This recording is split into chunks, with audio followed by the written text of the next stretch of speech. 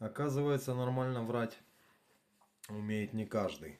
После моего возвращения из больницы практически у всех людей из моего окружения начали возникать логические вопросы, что со мной произошло, где я пропал, потому что, все знали, что я практически 1,5 месяца провел в больнице. Ну и, естественно, каждый человек, я думаю, понимает, что просто так такой период в больнице не проводят, если никаких серьезных проблем нету. Плюс то, что я начал, грубо говоря, морозиться от своих друзей, перестал с кем-либо встречаться там, не то, что там где-то пойти, где-то посидеть, а вообще даже просто пересечься, пообщаться. Я просто начал морозиться.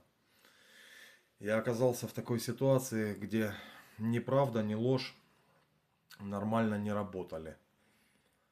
Первая неприятная ситуация случилась сразу, практически сразу после моего возвращения на работу. В один из обычных рабочих дней один из моих коллег по работе просто взял мою бутылку с водой и начал из нее пить.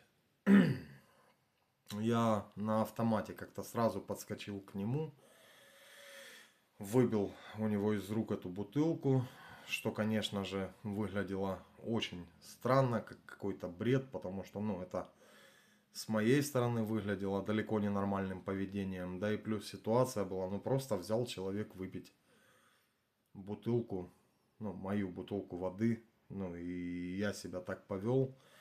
Естественно, у него сразу возникли вопросы.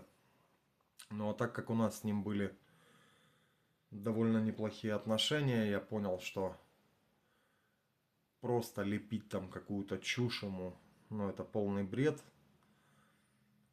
И поэтому я решил ему сказать правду, о том, что со мной происходит, о моих переживаниях насчет даже этой бутылки, потому что реально при моем диагнозе СПИД, при том количестве вируса в крови, которое у меня было, у меня реально была паранойя, что он может заразиться, даже просто попив воды из моей бутылки. И скрывать этого на тот момент я там не все понимал, не во всем разбирался, и я переживал, что это может плохо закончиться, поэтому, естественно, я решил ему открыть карты. Я рассказал ему правду.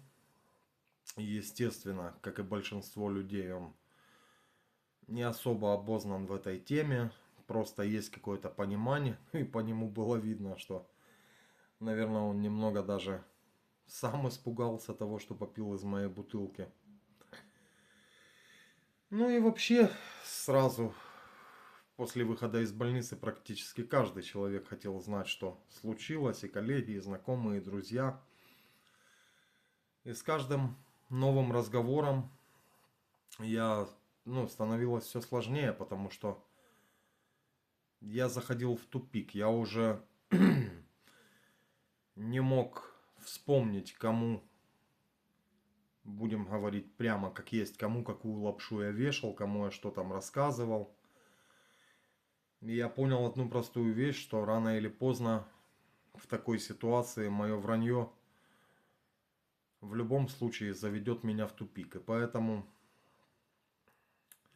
пришло решение рассказать хотя бы самым близким моим друзьям и знакомым, рассказать все как есть, несмотря уже на последствия, не думая, чем это все закончится.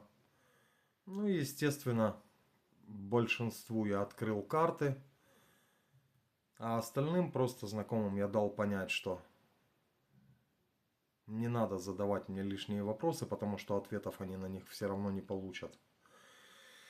А дальше жизнь со СПИДом в обычных бытовых вещах начала подкидывать еще довольно большое количество интересных сюрпризов.